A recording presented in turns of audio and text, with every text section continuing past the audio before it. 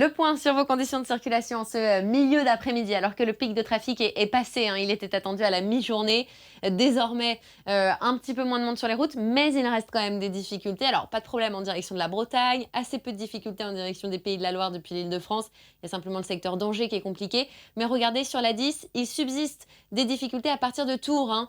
Au nord de Tours, pas de problème. À partir de Tours jusqu'à Poitiers, c'est compliqué toujours. Les restes d'un accident, 1 heure de ralentissement. Et puis entre Poitiers et Bordeaux, c'est compliqué aussi, notamment en raison d'un accident qui s'est produit du côté de Niort. Regardez, ce secteur de Niort, il est bien encombré. L'autoroute A10 que vous parcourez donc au ralenti en direction du sud. On passe maintenant aux prévisions pour les prochaines heures. Ça devrait s'arranger, hein, vous le voyez, de plus en plus de vert sur cette carte, sur l'autoroute A10 en direction du sud et puis sur l'autoroute A11 également dans les Pays de la Loire. À noter qu'il devrait y avoir quand même quelques retours en cette fin d'après-midi. On regarde maintenant les régions du sud-ouest avec une arrivée à Bordeaux toujours ralentie, mais c'est surtout si vous quittez Bordeaux, direction Arcachon, le Pays Basque, l'Espagne, sur l'A63, que vous allez être ralenti. Regardez, 3 bons quarts d'heure de difficulté sur les premiers kilomètres de cet axe.